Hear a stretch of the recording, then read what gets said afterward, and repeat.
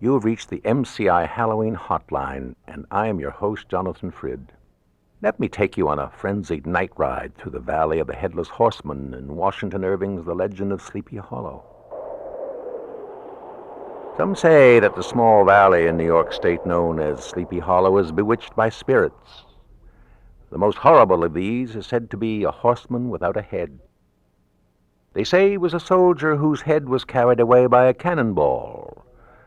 His specter rides through the gloomy night air, searching for his head, and vanishes again at the bridge by the church. He is known as the Headless Horseman.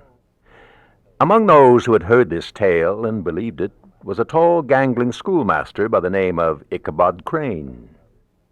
One who laughed at these ghostly tales was Brom Bones, a burly, broad-shouldered fellow, and Ichabod's chief rival for the hand of the beautiful Katrina Van Tassel. Brom took great delight in making Ichabod the center of many of his madcap pranks.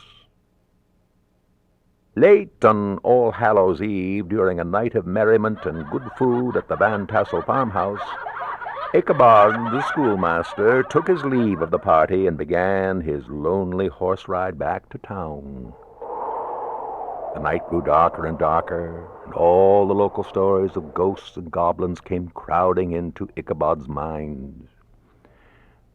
It was midnight, the witching hour, when he saw a shadowy outline beside the road, something huge, black and towering. It did not move. In the gloom, Ichabod saw that the shape appeared to be a large horseman on a powerful black horse. Then the figure moved into his path and began to ride silently next to him. Ichabod tried to pretend it wasn't there. As they reached the top of the hill, Ichabod was horror-struck when he turned and saw in the moonlight that the cloaked stranger was headless.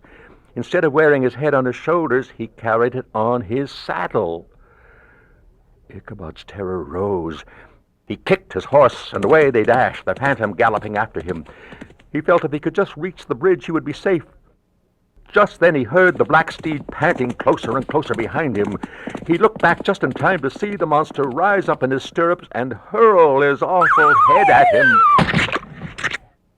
And then the monster vanished. Ichabod was never heard from again. All that remained to tell the tale were Ichabod's hat and a shattered pumpkin.